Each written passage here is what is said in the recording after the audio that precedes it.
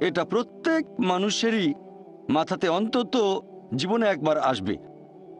হতে পারে সেই লোক ধনী অথবা গরিব, রাজা অথবা প্রজা, কালো বা সাদা, হলুদ বা বাদামি, সে থাকতে পারে আমেরিকায় বা ইংল্যান্ডে, অথবা থাকতে পারে ভারতে বা সৌদি আরবে। এই প্রশ্নটা পৃথিবীর প্রত্যেক মানুষের মাথাতেই জীবনে অন্তত একবার উঁকি দিয়ে যাবে।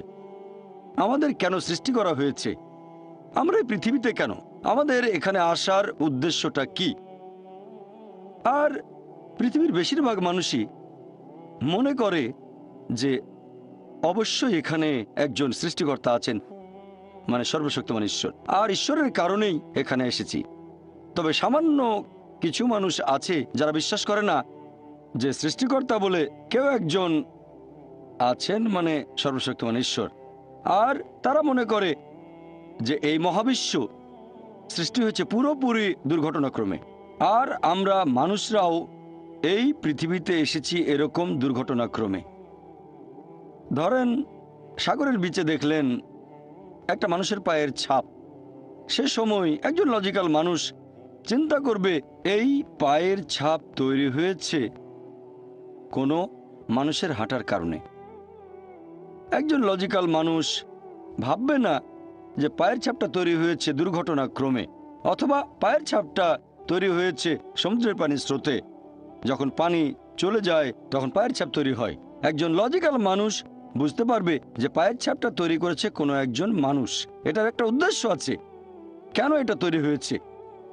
এখন এই প্রশ্নটা যে সৃষ্টির পেছনে উদ্দেশ্যটা কি, এর উত্তর দেয়া যায় দুটো দৃষ্টিভঙ্গি থেকে। এক নাম্বার হচ্ছে সৃষ্টিকর্তার দৃষ্টিভঙ্গি থেকে, মানে সর্বশক্তিমান ঈশ্বরের। আর দুই নাম্বার হলো সৃষ্ট জিনিসের দৃষ্টিভঙ্গি থেকে, মানুষের দৃষ্টিভঙ্গি। এখানে প্রথম দৃষ্টিভঙ্গিটা হচ্ছে আমাদের স্রষ্টা সর্বশক্তিমান ঈশ্বরের দৃষ্টিভঙ্গি। কোন কারণে তিনি মানুষকে সৃষ্টি করেছেন, কোন কারণে এত কিছু তিনি সৃষ্টি করেছেন। আর দুই নম্বর সৃষ্টি করা জিনিসের দৃষ্টিভঙ্গি থেকে, মানে মানুষের দৃষ্টিভঙ্গি, যে সর্বশক্তিমান ঈশ্বর কেন আমাদের সৃষ্টি করেছেন। যেসব লোকজন সর্বশক্তিমান ঈশ্বরের অস্তিত্বকে মেনে নিতে চায় না, তারা মনে করে যে আমরা মানুষরা এই পৃথিবীতে এসেছি দুর্ঘটনাক্রমে। তাহলে সেই ফিলোসফি অনুযায়ী মানুষ আর অন্যান্য সৃষ্ট জিনিসের মধ্যে কোনো পার্থক্য নেই, সবাই এসেছে দুর্ঘটনাক্রমে। মানুষ আর অন্যান্য পশু পাখি সবাই দুর্ঘটনাক্রমে। এই লোকগুলোর জীবনে নির্দিষ্ট কোনো উৎস নেই, তাদের অস্তিত্বের পেছনে কোনো উদ্দেশ্যও নেই, আর তারা অন্যান্য পশু পাখির মতোই জীবন ধারণ করে, খায়, তারা ঘুমায়, আরাম করে, বংশবিস্তার করে, ব্যাস। তাহলে মানুষ আর অন্যান্য পশু পাখির জীবনের উদ্দেশ্য একই হয়ে গেল, খাওয়া, পান করা, ঘুমানো, আরাম করা, বংশবিস্তার। যেহেতু তাদের জীবনের কোনো উদ্দেশ্য নেই, তারা এইসব কাজে দক্ষ হওয়ার চেষ্টা করে, যেমন খাওয়া দাওয়া, পান করা, চলাফেরা। তারা হয়ে যায় বস্তুবাদী। আর সেই কারণেই এই লোকগুলোর কাছে বস্তুবাদ হয়ে যায় ঈশ্বর। আর এই বস্তুবাদের কারণে এই লোকগুলোই তৈরি করে ড্রাগস, টাকা কামানোর জন্য, আরামাইশের জন্য। তারা তৈরি করে বোমা, ভয়ঙ্কর সব মারণাস্ত্র, লিপ্ত হয় অবাধ যৌনাচারে, ব্যভিচারে, তারপর সমকামিতায় আর পর্নোগ্রাফিতে।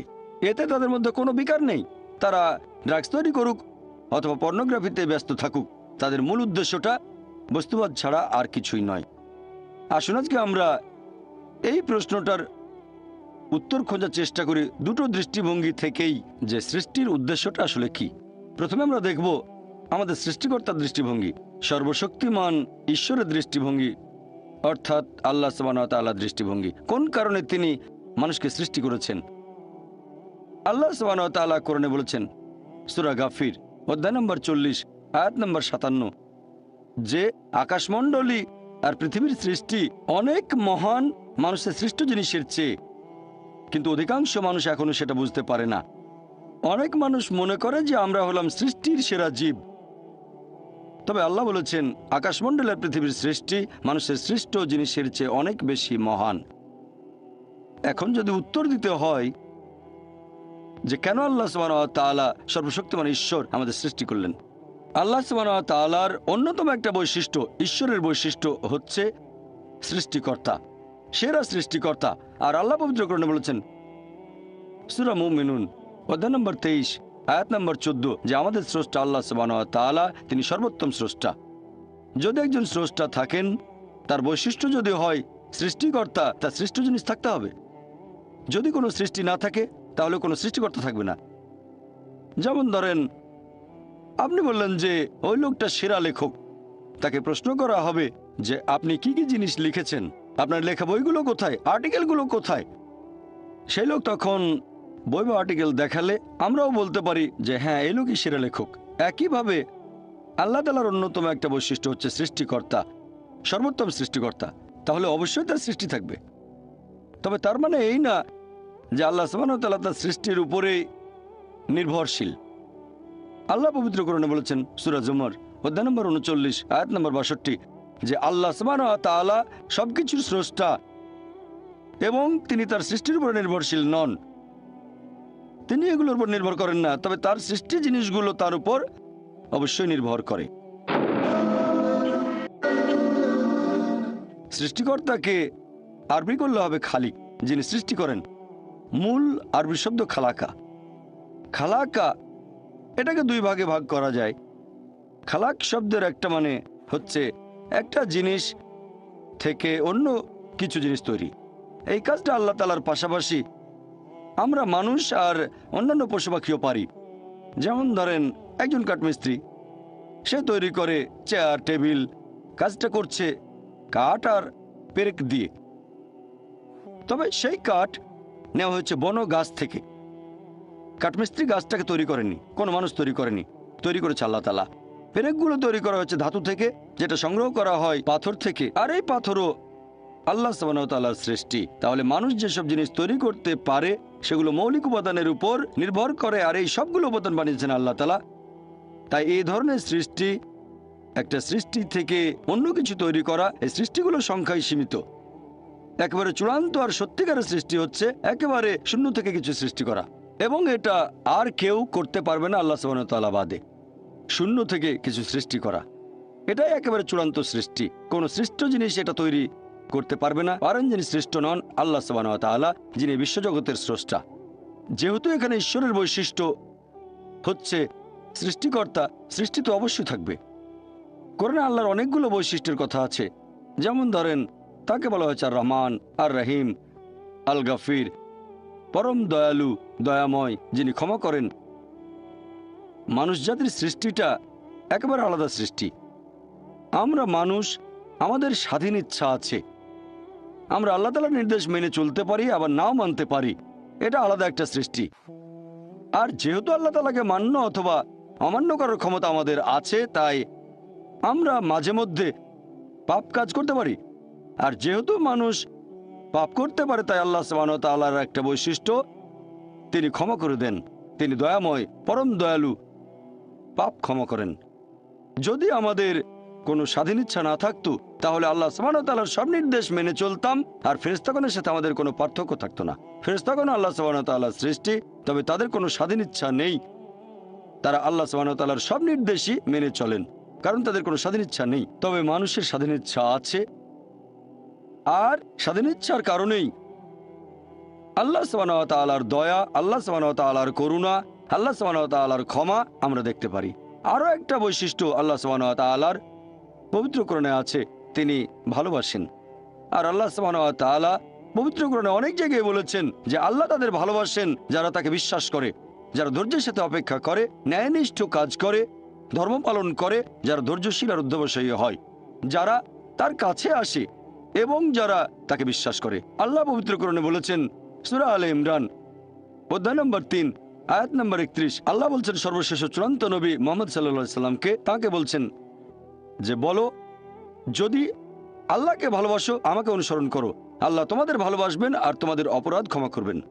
আমাদের নবীকে নির্দেশ দিয়েছেন স্রষ্টা আল্লাহ সুবহানাহু ওয়া তাআলা মানুষকে বলার জন্য যে আল্লাহকে ভালোবাসলে তোমরা আমাকে অনুসরণ করবে, মানে নবীকে। আল্লাহ সুবহানাহু ওয়া তাআলা তোমাদের ভালোবাসবেন আর তোমাদের অপরাধ ক্ষমা করবেন।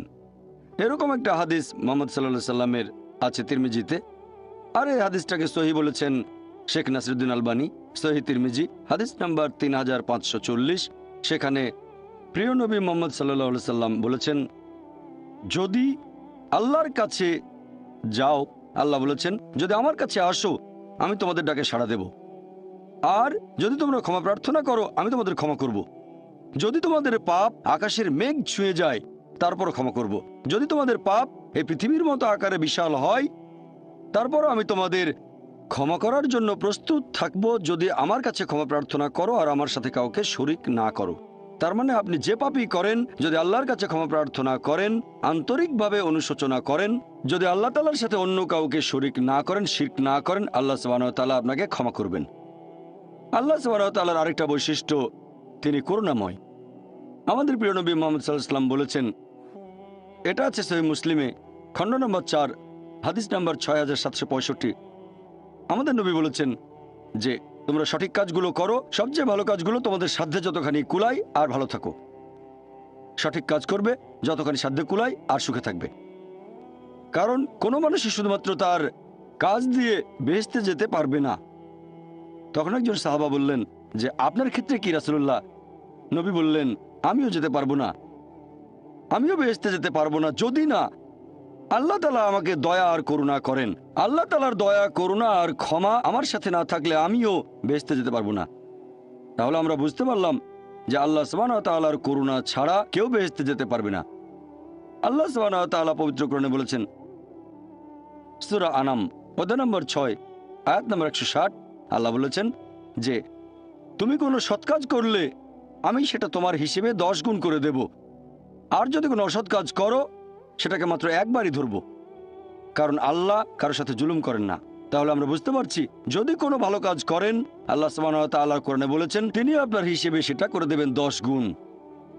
যদি কোনো খারাপ কাজ করেন সেটাকে একবারই ধরা হবে। তার মানে যদি হিসেবটা এভাবে করা হতো যে ভালো কাজের জন্য 1 পয়েন্ট, খারাপ কাজের জন্য 1 পয়েন্ট, কোনো রকম গুণ ছাড়া ভালো কাজগুলোর, তাহলে একজন মানুষও বেহেশতে যেতে পারতো না।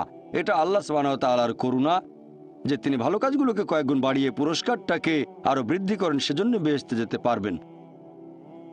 তার মানে এই না যে কাজের কোনো গুরুত্ব নেই, কাজের গুরুত্ব অবশ্যই আছে, তবে আল্লাহর করুণা আরো গুরুত্বপূর্ণ। আল্লাহর করুণা না পেলে বেহেশতে যেতে পারবেন না। আল্লাহ বাড়িয়ে দেন, তবে আপনাকেও ভালো কাজ করতে হবে। যদি ভালো কাজের পরিমাণ 0 হয়, সেটাকে 10 লক্ষ দিয়ে গুণ করেন আপনি, সেটা হবে 0। তাহলে কাজ অবশ্যই গুরুত্বপূর্ণ, তবে আল্লাহ সুবহানাহু ওয়া তাআলার করুণা ছাড়া কোনো মানুষই বেহেশতে যেতে পারবে না। এগুলোই হলো আল্লাহর বৈশিষ্ট্য, যে তিনি দয়াময়, দয়ালু, ক্ষমাশীল, ভালোবাসেন আর করুণাময়। এই সব কিছু আমাদের স্রষ্টা আল্লাহ সুবহানাহু ওয়া তাআলার বৈশিষ্ট্য। এরকম আরো একটা বৈশিষ্ট্য, একেবারে চূড়ান্ত সুবিচার। আর আল্লাহ সুবহানাহু ওয়া তাআলার রয়েছে ইলমে গায়েব। মানুষ জন্মানোর আগেই তিনি জানেন কখন মানুষটা জন্ম নেবে, সে ভালো কাজ করবে নাকি খারাপ কাজ করবে, সে মেনে চলবে আল্লাহ সুবহানাহু ওয়া তাআলার নির্দেশগুলো নাকি অমান্য করবে। আল্লাহ জানেন, তিনি জানেন যে সেই মানুষটা বেহেশতে যাবে নাকি দোজখে যাবে, জান্নাতে না জাহান্নামে যাবে, আল্লাহ জানেন। তবে আল্লাহ যদি এরকম করতেন, যখনই একজন মানুষ জন্মালো অথবা জন্মানোর আগেই তাকে বেহেশতে পাঠিয়ে দিলেন যার বেহেশতে যাওয়া উচিত, আর তাকে দোজখে পাঠালেন যার দোজখে যাওয়া উচিত, যে মানুষগুলো বেহেশতে গেছে তারা হয়তো আপত্তি করবে না, তারা বলবে ভালো, আলহামদুলিল্লাহ, আমাদের আল্লাহ বেহেশতে পাঠিয়েছেন, সমস্যা নেই। তবে যাদেরকে দোজখে পাঠানো হবে তারা অবশ্যই আপত্তি জানাবে যে আপনি তো আমাদের কোনো সুযোগই দেননি, আল্লাহ কোনো পরীক্ষা ছাড়াই আমাদের দোজখে পাঠিয়ে দিলেন। আল্লাহ সুবহানাহু ওয়া তাআলা সবসময়ই করেন সুবিচার। আল্লাহ পবিত্র কোরআনে বলেছেন সূরা নিসা অধ্যায় নম্বর 4 আয়াত নম্বর 40, আল্লাহ সুবহানাহু ওয়া তাআলা কারোর সাথে অনুপরিমাণও জুলুম করেন না। সেই কারণে আল্লাহ সুবহানাহু ওয়া তাআলা মানুষকে এই পৃথিবীতে পাঠান। যদি আল্লাহ সুবহানাহু ওয়া তাআলার নির্দেশগুলো মেনে চলেন তাহলে পরীক্ষায় পাশ করবেন, তা না হলে ফেল করবেন। অনেকে জিজ্ঞেস করতে পারে যে ইমানের অন্যতম একটা স্তম্ভ, সর্বশেষ স্তম্ভ কদর অর্থাৎ নিয়তি সম্পর্কে।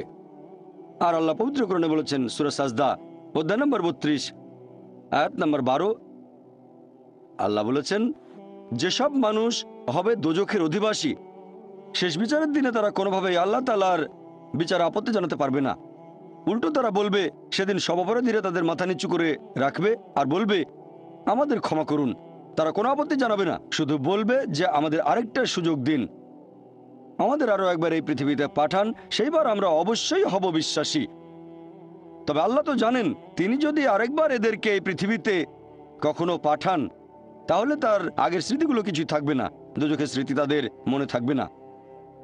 আল্লাহ ভালো করেই জানেন তারা সেই আগের ভুলগুলো আবারও করবে। এই কথা কোরআনে বলা হয়েছে সূরা আনাম অধ্যায় নম্বর 6 আয়াত নম্বর 28, যদি এই লোকগুলোকে আবার পৃথিবীতে পাঠানো হয় তারা আবারও সে একই ভুল করবে, কারণ তারা মিথ্যাবাদী। তাহলে আল্লাহ এটা আগে থেকেই জানেন যে এই লোকগুলোকে যদি আবার পৃথিবীতে পাঠান, যদি স্মৃতি মুছে ফেলা হয় দোজখে তারা যা কিছু দেখেছিল, তাহলে আবার একই ভুল করবে। এবার কদরের প্রসঙ্গে আসি। কদর হলো ইমানের 6 নম্বর স্তম্ভ। যে আল্লাহ সুবহানাহু ওয়া তাআলা, আমরা মুসলিমরা মানি যে আল্লাহ লিখেছেন কদর, অর্থাৎ নিয়তি। অনেকে এখানে আপত্তি জানায়, অনেক লোক এভাবে প্রশ্ন করে, মুসলিম অমুসলিম অনেকেই বলে আল্লাহ তো সবকিছু নিয়তি লিখে রেখেছেন যে অমুক লোক ভালো হবে না খারাপ হবে, সে কাউকে খুন করবে কি করবে না, বা কাউকে ধর্ষণ করবে কিনা, অথবা চুরি করবে কিনা, অথবা ভালো কাজ করবে কিনা, সে বেহেশতে যাবে নাকি দোজখে, সবকিছু আগেই লেখা থাকলে আমরা কি করব? এখানে কার দোষ? যদি কাউকে খুন করি, আল্লাহ আমার কদরে লিখেছেন, আমি খুন করবো আর করে ফেললাম, এই দোষটা কার? দোষ তো আল্লাহর। তাহলে আমাকে দোজখে পাঠানো হবে কেন? আর এটা খুবই লজিক্যাল প্রশ্ন। এই প্রশ্নের উত্তরে বলবো, আমাদেরকে এই কদর বা নিয়তির ধারণা আগে বুঝতে হবে যে আল্লাহ সুবহানাহু ওয়া তাআলা আগে থেকে লিখে রেখেছেন একটা মানুষ কখন জন্মাবে, তারপরে সে কোন দেশে জন্মাবে, কখন মারা যাবে, কোন দেশে মারা যাবে। আল্লাহ পবিত্র কোরআনে বলেছেন সূরা ইসরা অধ্যায় 17 আয়াত নম্বর 14 যে যখন কোনো শিশু জন্ম নেয় তার কর্মগুলো আমি তার গ্রীবালগ্ন করে দিই। একজন মানুষের ব্যাপারে আল্লাহ জানেন সে কি করবে, ভালো না খারাপ, সঠিক না বেঠিক, সে বেহেশতে যাবে নাকি দোজখে যাবে। তবে আল্লাহ সুবহানাহু ওয়া তাআলার আছে ইলমে গায়েব। দেই যে ধরুন একটা ক্লাসে একজন টিচার পড়াচ্ছেন 100 জন ছাত্রকে প্রায় 1 বছর ধরে, আর পরীক্ষা শুরুর আগে টিচার অনুমান করলেন যে এই ছাত্রটা এবারের পরীক্ষায় ফার্স্ট হবে, ফার্স্ট ক্লাস ফার্স্ট, এই ছাত্র পাবে সেকেন্ড ক্লাস, এই ছাত্র করবে ফেল। এটা আমি উদাহরণ হিসেবে বলছি। এর কিছুদিন পরে পরীক্ষা হয়ে গেল, প্রথম ছাত্র হলো ফার্স্ট ক্লাস ফার্স্ট, এই ছাত্র সেকেন্ড ক্লাস, আর ওই ছাত্রটা করলো ফেল। এখন আপনাদের প্রশ্ন করি, যে ছাত্র ফেল করেছে সে কি টিচারকে বলবে আপনি বলেছিলেন যে আমি ফেল করব তাই ফেল করেছি? এখানে দোষটা কার, টিচারের নাকি ছাত্রের? কার দোষ? ছাত্রের। টিচার অনুমান করেছেন এই ছাত্রটা বাইরে ঘুরে বেড়ায়, ঠিকমতো ক্লাসে আসে না, সিনেমা দেখতে যায়, এই জন্য সে ফেল করবে। ওই ছাত্র মোটামুটি মাঝারি, এই ছাত্র খুব মেধাবী, অনেক পরিশ্রম করে, তাই টিচার পরীক্ষা শুরু হওয়ার আগে অনুমান করেছেন এই ছাত্র হবে ফার্স্ট ক্লাস ফার্স্ট, এই ছাত্র সেকেন্ড ক্লাস, ওই ছাত্র ফেল। তারপর আসলে ওই ছেলে ফার্স্ট ক্লাস ফার্স্ট, এই ছেলে সেকেন্ড ক্লাস, আর ওই ছাত্র ফেল। টিচার অনুমান করেছেন, তার মানে এই না যে দোষটা টিচারেরই হবে। টিচার সবাইকে পড়িয়েছেন সঠিকভাবে, সমানভাবে। একইভাবে আল্লাহ সুবহানাহু ওয়া তাআলার আছে ইলমে গায়েব।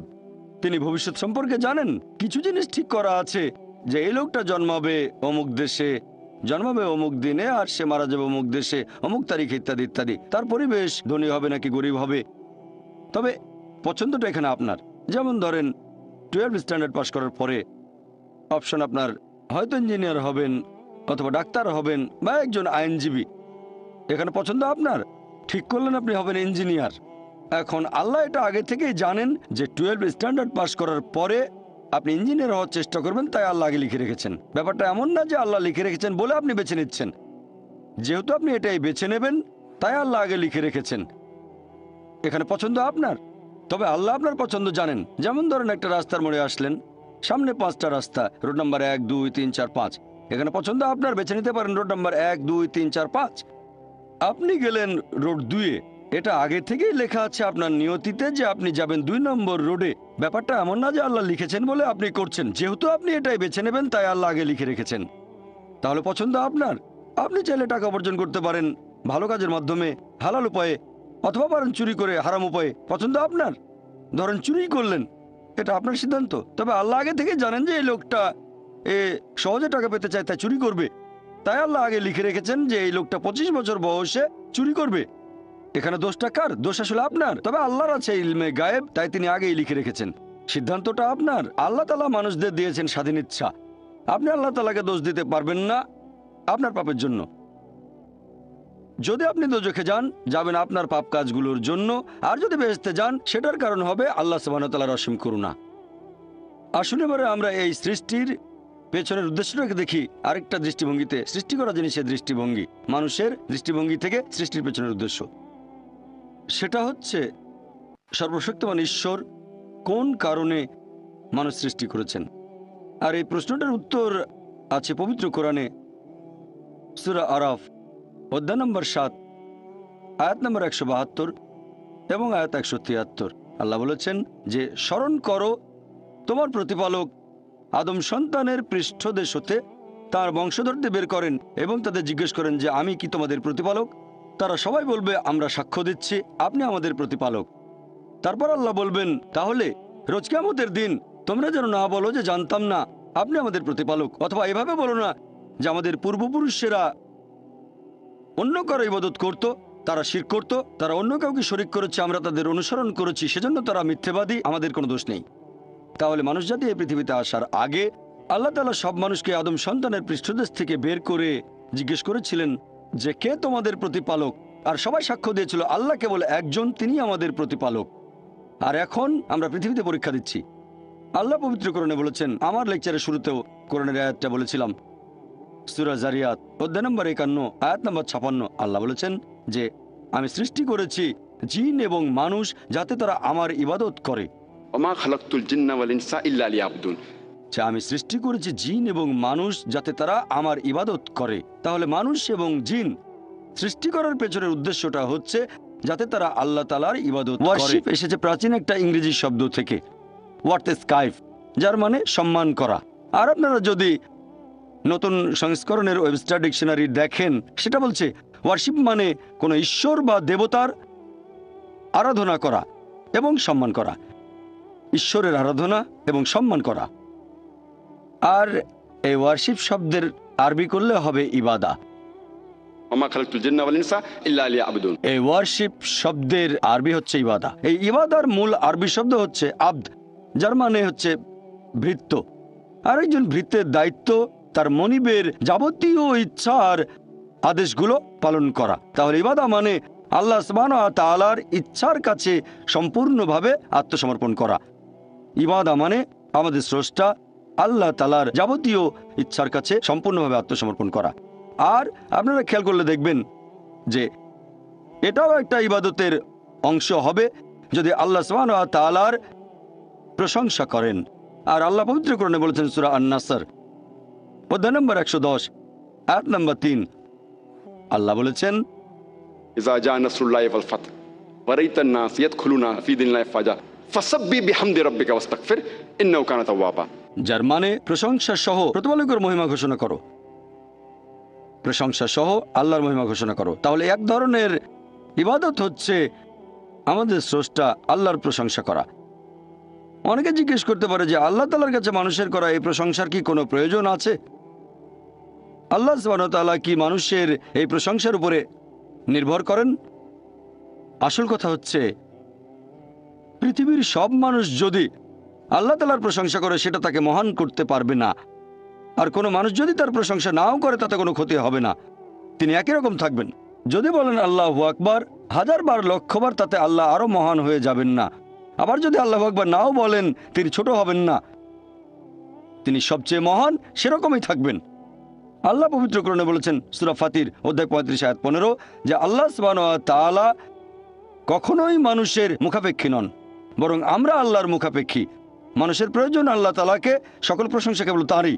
আল্লাহ তার সৃষ্টির উপর নির্ভর করেন না, সৃষ্টি করা সবকিছু তার উপর নির্ভর করে, আর সকল প্রশংসা কেবল তার। প্রশ্ন করতে পারেন আমাদের প্রশংসা করায় আল্লাহর কি প্রয়োজন? এর কারণ হচ্ছে এতে আমাদের নিজেদেরই উপকার হবে, কারণ এটা মানুষের একটা বৈশিষ্ট্য। যখন কারো প্রশংসা করছি, হয়তো সে লোক খুব বিখ্যাত, আমরা তার কথাগুলো মেনে চলি। যেমন ধরেন আপনার মায়ের হয়তো হার্টের সমস্যা হয়েছে, আর অপশন হচ্ছে দুটো। প্রথম অপশনে যে ডাক্তার পৃথিবীর মধ্যে সবচেয়ে সেরা ডাক্তার, 1 নম্বর, খুব বিখ্যাত, সবাই তাকে চেনেন, 1 নম্বর। আরেকজন সাধারণ MBBS ডাক্তার। দুটো অপশনের যে কোনো একটা আপনাকে বেছে নিতে হবে। দুজনেই ফ্রি চিকিৎসা করছে। আপনি কার কাছে যাবেন? যাবেন সেই ডাক্তারের কাছে যে খুব বিখ্যাত, পৃথিবীর মধ্যে 1 নম্বর হার্ট বিশেষজ্ঞ। আর সেই ডাক্তার যে পরামর্শ দেবে, যেহেতু সে খুব বিখ্যাত আর আপনিও মানেন সবচেয়ে সেরা ডাক্তার পুরো পৃথিবীর মধ্যে, আপনি তার পরামর্শ মেনে চলবেন। সে কারণেই যখন আল্লাহ তাআলার প্রশংসা করছি, আমরা বলি তিনি সর্বশক্তিমান, তিনি পরম করুণাময়, তিনি পরম দয়ালু। যখন আমরা প্রশংসা করি, তিনি আমাদের যে উপদেশ দিয়েছেন সর্বশেষ ও চূড়ান্ত আসমানি কিতাব পবিত্র কোরআনে, অথবা যে উপদেশ দিয়েছেন তার নবীর মাধ্যমে সর্বশেষ ও চূড়ান্ত নবী মুহাম্মদ সাল্লাল্লাহু আলাইহি সাল্লাম, সেগুলো মেনে চলবো। আমরা যে প্রশংসা করি এতে করে আল্লাহ তাআলার কোনো উপকার হয় না। এই প্রশংসা তার প্রয়োজন নেই। এটা আমাদের উপকারের জন্য যখন আল্লাহর প্রশংসা করছি যে তিনি সবচেয়ে মহান, তিনি সবচেয়ে জ্ঞানী। আচ্ছা, আল্লাহ আমাদের বলেছেন তোমরা মদ খেও না, আমরা মদ খাবো না। যখন মেনে নিচ্ছেন আল্লাহ সবচেয়ে জ্ঞানী, সবচেয়ে মহান, তিনি পরম করুণাময়, এরপর যদি আল্লাহ কোনো উপদেশ দেন সেক্ষেত্রে মানুষের বৈশিষ্ট্য এমন কারো কথা মেনে চলা যিনি সবচেয়ে মহান।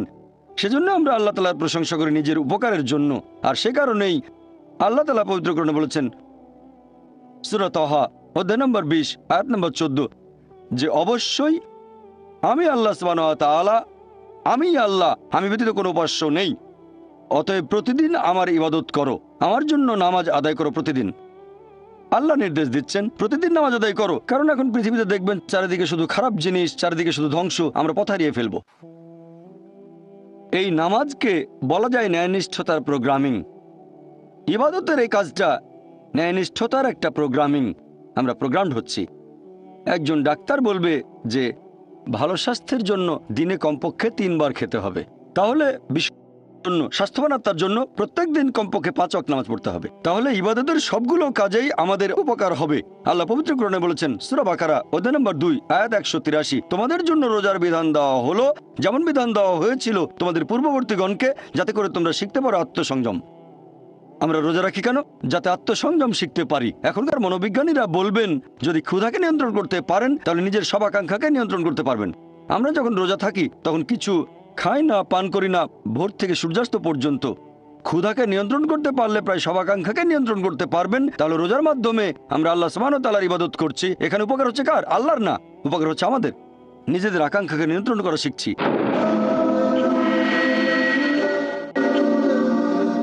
আল্লাহ পবিত্র কোরআনে বলেছেন সূরা মাইদা অধ্যায় নম্বর 5 আয়াত নম্বর 90 ইয়া আইয়ুহাল্লাযিনা আমানু হে মুমিনগণ ইন্নামাল খামরু ওয়াল মাইসিরু নিশ্চয়ই মদ পান এবং জুয়া খেলা, ওয়াল আনজাবু ওয়াল আজলামু মূর্তি পূজার বেদি এবং ভাগ্য নির্ণায়ক স্বর, রিজসুম মিন আমালিশ শাইতান এগুলো সব শয়তানের কাজ। ফাজতানিবু লাকুম তুফলিহুন। এগুলো বর্জন করো যাতে সফল কাম হতে পারো। এখানে আল্লাহ সুবহানাহু ওয়া তাআলা আমাদের নির্দেশ দিচ্ছেন যে হে মুমিনগণ নিশ্চয়ই মদ পান এবং জুয়া খেলা, মূর্তি পূজার বেদি মানে মূর্তি পূজা করা, ভাগ্য নির্ণায়ক স্বর মানে ভাগ্য গণনা, এগুলো শয়তানের কাজ। এগুলো বর্জন করো যাতে সফল কাম হতে পারো। আর আল্লাহ এর পরের আয়াতে বলছেন সূরা মাইদা অধ্যায় নম্বর 5 আয়াত নম্বর 91 যে শয়তান মানুষের মধ্যে শত্রুতা আর বিদ্বেষ সৃষ্টি করতে চায় এই মদ এবং জুয়ার মাধ্যমে। আর এগুলো তোমাদেরকে আল্লাহ সুবহানাহু ওয়া তাআলার স্মরণে বাধা দেবে। আল্লাহ আমাদের পথ দেখাচ্ছেন। যখন আমরা নামাজ পড়ি, পবিত্র কোরআন পড়ি, এটাও এক ধরনের ইবাদত। নামাজ পড়া এক ধরনের ইবাদত। আল্লাহ নির্দেশনা পাচ্ছি যে দূরে থাকবো মদ থেকে, জুয়া খেলা থেকে। শয়তান এই কাজগুলোর মাধ্যমে মানুষের মধ্যে শত্রুতা আর বিদ্বেষ তৈরি করে, আর এগুলো আপনাকে আল্লাহ তাআলার স্মরণে বাধা দেবে।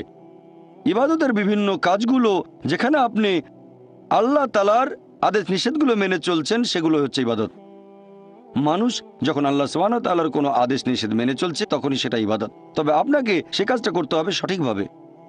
এখানে আমাদেরকে দুটো শর্ত পূরণ করতে হবে। 1 নম্বর হচ্ছে যে আপনি সেই কাজটা করবেন শুধুমাত্র আল্লাহ সুবহানাহু ওয়া তাআলার সন্তুষ্টি লাভের জন্য। নিজেকে মহান করে দেখবেন না, নিজের প্রশংসা করবেন না। আপনি যে কাজই করেন সেটা করবেন আল্লাহ সুবহানাহু ওয়া তাআলার সন্তুষ্টি লাভের জন্য। আল্লাহ যেগুলো নির্দেশ করেছেন সেগুলো মানেন আল্লাহ সন্তুষ্টি লাভের জন্য। নিজেকে মহান করবেন না, প্রশংসা করবেন না, বিখ্যাত হওয়ার জন্য করবেন না। 2 নম্বর শর্ত যে কাজটা পালন করব যেভাবে আল্লাহ এবং তার রাসূল আমাদের নির্দেশ দিয়েছেন। আল্লাহ যে কাজগুলো করতে বলেছেন সেগুলো করবেন সেভাবে যেভাবে আল্লাহ করতে বলেছেন অথবা আমাদের নবী করতে বলেছেন। যদি কাজটা অন্য উপায়ে করেন সেটাকে ইবাদত বলা হবে না। তাই করবেন আল্লাহর জন্য, তার নির্দেশ মেনে চলবেন আর নবীর নির্দেশ মেনে চলবেন যেভাবে আল্লাহ এবং তার রাসূল করতে বলেছেন। যদি অন্য কোনো উপায়ে করেন তাহলে সেটা সঠিক নয়। আর আমাদের নবী মুহাম্মদ সাল্লাল্লাহু আলাইহি ওয়াসাল্লামের একটা হাদিস আছে সহিহ মুসলিমে খণ্ড নম্বর 2 হাদিস নম্বর 1885। আমাদের নবী মুহাম্মদ সাল্লাল্লাহু আলাইহি ওয়াসাল্লাম বলেছেন সবচেয়ে খারাপ যে কাজটা সেটা হলো ধর্মে নতুন কিছু সংযোজন, নতুন কিছুর প্রচলন। এটা একটা অভিশাপ। আর ধর্মে নতুন সংযোজন তোমাদের নিয়ে যাবে দোজখে। তার মানে সবচেয়ে খারাপ যে কাজটা সেটা বিদআত। ধর্মে নতুন কিছু সংযোজন এটা একটা অভিশাপ আর আপনাদের নিয়ে যাবে দোজখে। এখন ইবাদত করার ক্ষেত্রে একটা কমন নিয়ম আছে যে সব ধরনের ইবাদতের কাজ নিষিদ্ধ শুধুমাত্র পবিত্র কোরআন এবং হাদিসে যেটা বলা আছে সে নিয়ম বাদে। যে নিয়মের কথা আমাদের বলেছেন আল্লাহ এবং তার রাসূল, অন্য সব ধরনের ইবাদত হারাম, এগুলো সব নিষিদ্ধ। শুধু সেই নিয়ম বাদে যেটা বলা হয়েছে কোরআনে আর বলা হয়েছে আমাদের নবীর বিভিন্ন হাদিসে।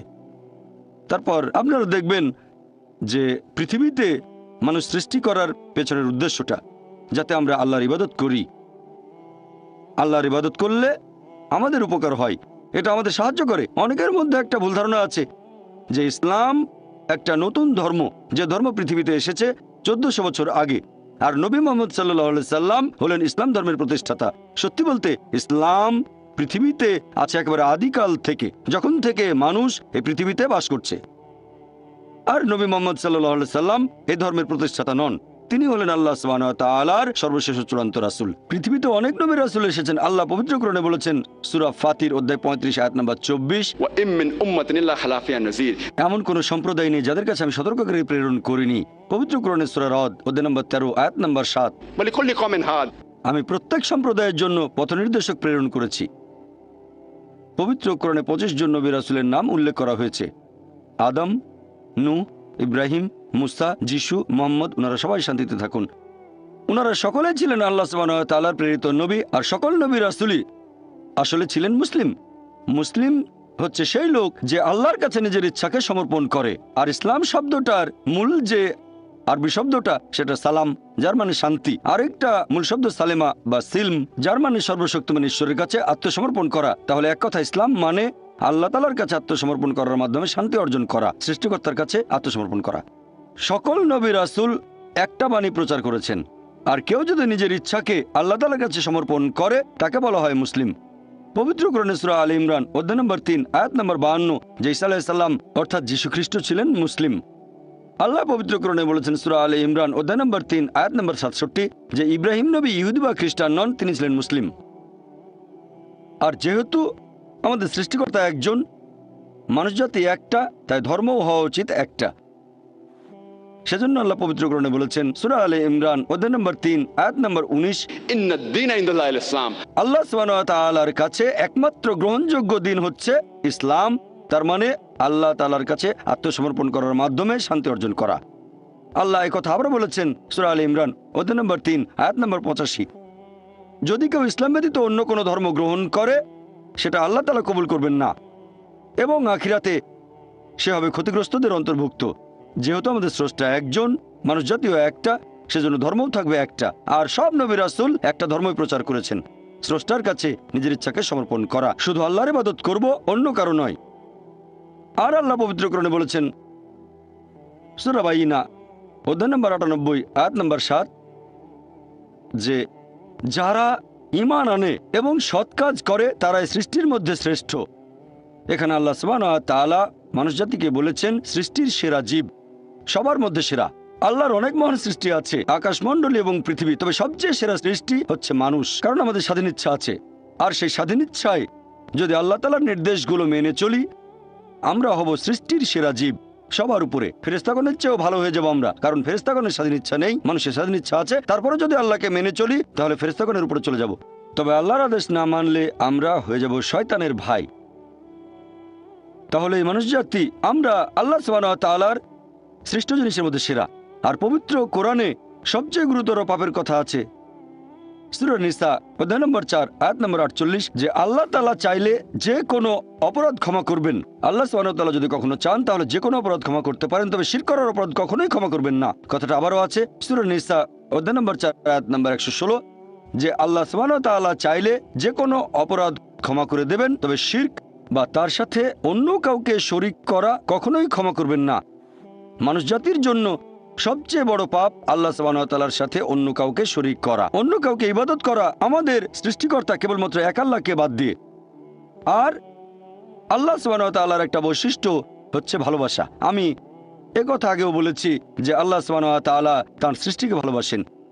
যেহেতু আমাদের ভালোবাসেন তাঁর করুণা দিয়ে, আর আমাদের দিয়েছেন সব ধরনের নিয়ামত। আল্লাহ আমাদের অনেক নিয়ামত দিয়েছেন, বাতাস দিয়ে শ্বাস নেই, পানি পান করি, অন্যান্য সুযোগ সুবিধা আল্লাহ আমাদের দিয়েছেন জীবনে, কারণ তিনি ভালোবাসেন। আমাদের নবী মুহাম্মদ সাল্লাল্লাহু আলাইহি ওয়াসাল্লাম বলেছেন, এটা আছে সহিহ মুসলিমে খণ্ড নম্বর 1 হাদিস নম্বর 67 যে সেই মানুষজন ঈমানের মিষ্টতার স্বাদ গ্রহণ করেছে যারা এই 3টা কাজ করে। এক নম্বর, যারা ভালোবাসে আল্লাহ এবং তার রাসূলকে অন্য যে কারো চেয়ে বেশি ভালোবাসে। 2 নম্বর, যারা ভালোবাসে মানুষকে, ভালোবাসে লোকজনকে আল্লাহ সুবহানাহু ওয়া তাআলার খাতিরে। আর 3 নম্বর, যারা ঘৃণা করে অবিশ্বাসী হওয়াটাকে, আল্লাহ সে পথ থেকে তাদের রক্ষা করেন, কারণ তারা দোজখে যেতে চায় না। যেসব মানুষ এই 3টা কাজ করবে, আমাদের নবী মুহাম্মদ সাল্লাল্লাহু আলাইহি ওয়াসাল্লামের হাদিস অনুযায়ী তারা ঈমানের সত্যিকারের মিষ্টতার স্বাদ গ্রহণ করেছে। আর আল্লাহ পবিত্র কোরআনে বলেছেন, সূরা আলে ইমরান অধ্যায় নম্বর 3 আয়াত নম্বর 31, আল্লাহ নবীকে বলতে নির্দেশ দিচ্ছেন, যারা আল্লাহকে ভালোবাসো তারা আমাকে অনুসরণ করো, আল্লাহ তোমাদের ভালোবাসবেন এবং ক্ষমা করে দেবেন। এখন আপনারা দেখবেন যে আমরাও ভালোবাসি অন্য মানুষকে, ভালোবাসি আমরা আমাদের বাবা এবং মাকে, ভালোবাসি আমাদের স্ত্রীকে, ভালোবাসি সন্তানদের। আর আমরা এদের ভালোবাসি তার কারণটা হচ্ছে যে এই মানুষগুলো আমাদের কিছু ব্যাপারে সাহায্য করেছে। যেমন ধরেন, আমরা মাকে ভালোবাসি কারণ তিনি 9 মাস আমাদের গর্ভে ধারণ করেছেন, ছোটবেলায় যত্ন নিয়েছেন, আমাদের বড় করেছেন।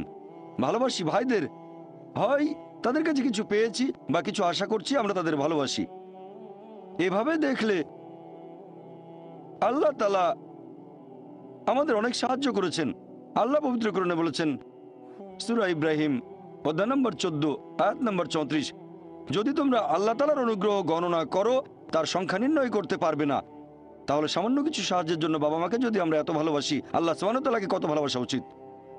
ভালোবাসা বিভিন্ন রকম, আমরা মানুষরা পশু পাখিদেরও ভালোবাসি, মানুষদেরও ভালোবাসি। তবে পশু পাখির প্রতি আমরা যে ভালোবাসা দেখাই সেটা একটু আলাদা ধরনের, মানুষের প্রতি মানুষের ভালোবাসার চেয়ে একটু আলাদা। একইভাবে আল্লাহ সুবহানাহু ওয়া তাআলার প্রতি ভালোবাসা, এটা মানুষের প্রতি মানুষের ভালোবাসার চেয়ে বেশ আলাদা হবে, এটার অবস্থান অনেক উপরে।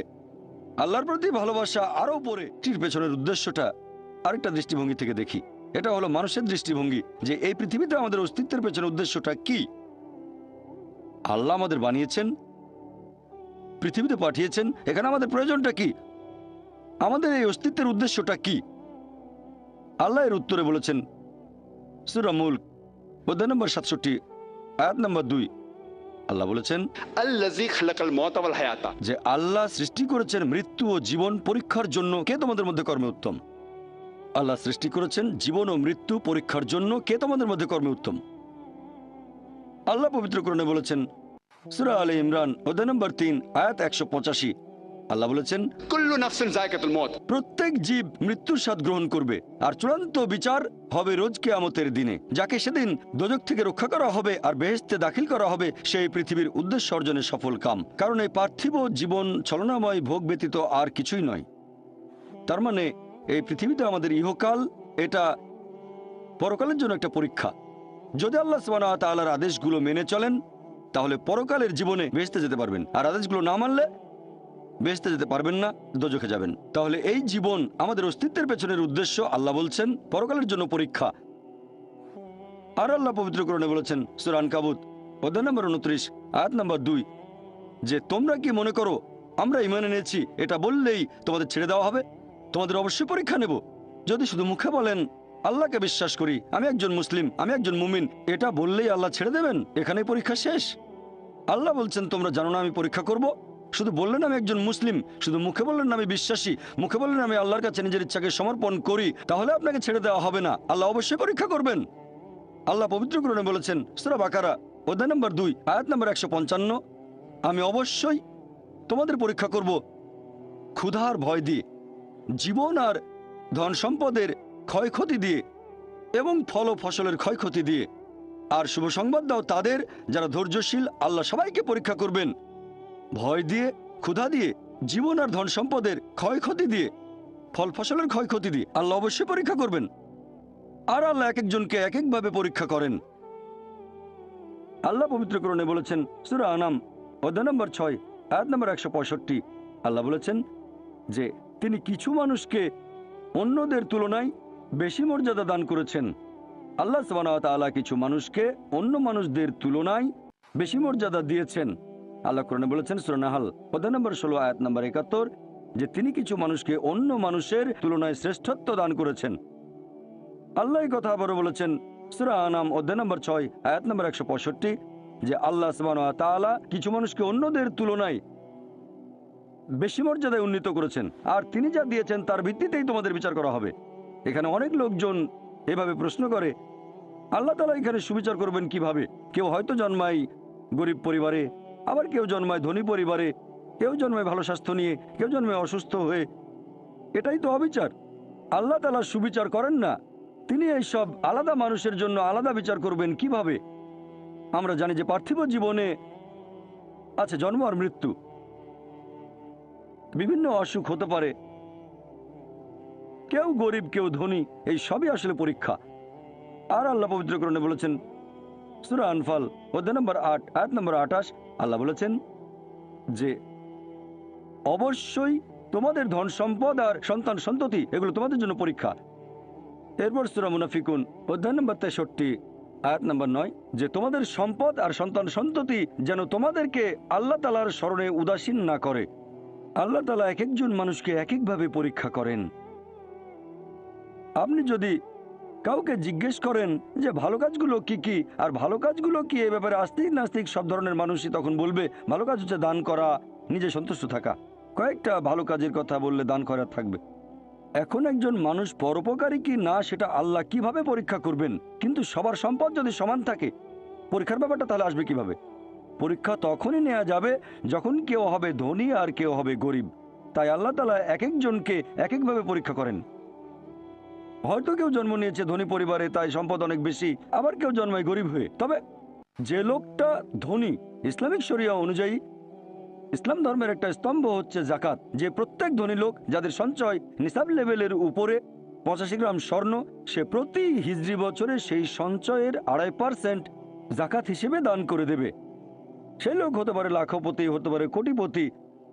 যদি সে ঠিকমতো জাকাত দেয় তাহলে সে পাবে ৫ নম্বর। হয়তো সে পুরো জাকাত দিল না, সামান্য কিছু অংশ দান করলো, যা দেওয়ার কথা তার ২০% দিল, যেটা দেওয়া উচিত তার সামান্য অংশ দিল, তাহলে সে ফেল করবে। আবার কেউ হয়তো জাকাতই দেবে না, একেবারেই শূন্য। আর গরিব লোককে কোনো জাকাত দিতে হবে না, সেভাবে ফুল নাম্বার। কিন্তু আমরা মানুষরা এভাবে বলি, আহা বেচারা লোকটা খুব গরিব, এই লোকটার জীবনে শুধু সমস্যা আর সমস্যা। আর ধনীদের দেখে আমরা মুগ্ধ হই। আমাদের প্রিয় নবী বলেছেন যে একজন ধনী লোকের বেহেশতে প্রবেশ করা গরিবের চেয়ে অনেক বেশি কঠিন। আর পবিত্র কোরআন বলছে সূরা আনফাল অধ্যায় নম্বর ৮ আয়াত নম্বর ২৮, ধন সম্পদ তোমাদের জন্য পরীক্ষা, এটা পরীক্ষা। আমরা বোকা তাই এভাবে চিন্তা করি যে এই লোকটার অনেক টাকা, আল্লাহ অনেক রহমত দিয়েছেন, এটা একটা পরীক্ষা। যদি এই রহমত ঠিক মতো ব্যবহার না করেন, এটা অবশ্যই রহমত, তবে এই পরীক্ষায় ফেল করার সম্ভাবনা অনেক বেশি। যেমন ধরেন বোর্ডের একটা পরীক্ষার প্রশ্ন, গত বছরের কথা, ২ বছর আগের কথা, ২০০২ সালের কথা। সেবারের প্রশ্ন খুব কঠিন ছিল, বেশিরভাগ ছাত্রছাত্রী উত্তর দিতে পারেনি। পরের বছর সেই প্রশ্নটা আসলো না, তখন এটা বলা বোকামি, ও দুঃখ, এবার তো আসলো না, আপনি তো খুশি হবেন যে এবার আসেনি। তাহলে সম্পদ একটা পরীক্ষা। তাহলে যাদের ধন সম্পদ নেই তাদের জন্য ধনীদের তুলনায় বেহেশতে যাওয়াটা অনেক সহজ। আল্লাহ এক একজনকে এক একভাবে পরীক্ষা করেন। সেজন্য আল্লাহ বলেছেন তোমাদের ধন সম্পদ যেন তোমাদেরকে আল্লাহ তাআলার স্মরণে উদাসীন না করে, এটা একটা পরীক্ষা। নিজে সন্তুষ্ট থাকা। আর আমাদের নবী মুহাম্মদ সাল্লাল্লাহু আলাইহি ওয়াসাল্লাম বলেছেন, এটা আছে সহিহ বুখারীতে খণ্ড নম্বর ৮ হাদিস নম্বর ৪৪৭। নবী বলেছেন, যদি কারো কাছে একটা পর্বত সমান স্বর্ণ থাকে, সে এরকম আর একটা চায়। যদি কারো কাছে এক পাহাড় স্বর্ণ থাকে, তারপরেও সে আরেকটা স্বর্ণের পাহাড় চায়। আর সর্বশেষে তার মুখগহ্বর পূর্ণ হয় কবরের মাটি দিয়ে। সে যত ধনী লোকই হোক, হয়তো সে পৃথিবীর মধ্যে সবচেয়ে ধনী লোক, তারপরেও সে আরো বেশি সম্পদ চায়। মানুষ সন্তুষ্ট হয় না, বেশিরভাগ মানুষ কখনোই সন্তুষ্ট হয় না। আল্লাহ পবিত্র কোরআনে বলেছেন সূরা নিসা অধ্যায় নম্বর ৪ আয়াত নম্বর ৩২, যে আল্লাহ যেটা দিয়ে অন্য মানুষকে শ্রেষ্ঠত্ব দান করেছেন সেটার উপরে তোমরা কোনো রকম লালসা করো না। এভাবে বলবেন না যে হে আল্লাহ তুমি অমুককে অনেক সম্পদ দিয়েছো, অমুককে অনেক সুন্দর একটা গাড়ি দিয়েছো, এমন কিছু আল্লাহর কাছে চাইবেন না যেটা অন্য কাউকে আল্লাহ দিয়েছেন। এতে লোকসান হবে আপনার। আর আমাদের প্রিয় নবী মুহাম্মদ সাল্লাল্লাহু আলাইহি সাল্লাম বলেছেন, এটা আছে সহিহ বুখারীতে খণ্ড নম্বর ৪, আমাদের নবী বলেছেন যে সেই লোকদের দেখো যাদের ভাগ্য তোমার চেয়ে খারাপ। সেই সব লোককে দেখো না যারা তোমার চেয়ে বেশি ভাগ্যবান। তা না হলে তোমরা আল্লাহ তাআলাকে স্মরণ করায় অবহেলা করতে পারো, তা না হলে প্রতিপালকের প্রতি অকৃতজ্ঞ হয়ে যেতে পারো। তাহলে নবী বলেছেন তাদেরকে দেখো যাদের ভাগ্য খারাপ। তখন আপনি বলছেন আচ্ছা, এই লোকটার তো কোনো গাড়ি নেই, আমার একটা মারুতি অন্তত আছে। তাকে দেখবেন না যারা সে মার্সিডিজ। ও, আমার মার্সিডিজ নেই কেন? ওই লোকের গাড়ি নেই, আমার তো একটা আছে। আপনি আল্লাহকে ধন্যবাদ জানাবেন। যখন মার্সিডিজ গাড়ির মালিকের সাথে নিজেকে তুলনা করবেন, ও আমার কেন মার্সিডিজ গাড়ি দিলেন না, তাদেরকে দেখবেন যাদের ভাগ্য খারাপ। তাহলে আপনি আল্লাহ সুবহানাহু ওয়া তাআলাকে স্মরণ করছেন। আর এটাই বৈশিষ্ট্য মানুষের। এরকম একটা গল্প যে এক লোকের মনে অনেক দুঃখ, কারণ তার কোনো জুতো নেই। তারপরে সে একটা লোককে দেখলো যার একটা পাই নেই। লোকটা অভিযোগ করতো আল্লাহর কাছে যে জুতো নেই, আল্লাহর কাছে অভিযোগ করতো আমার কোনো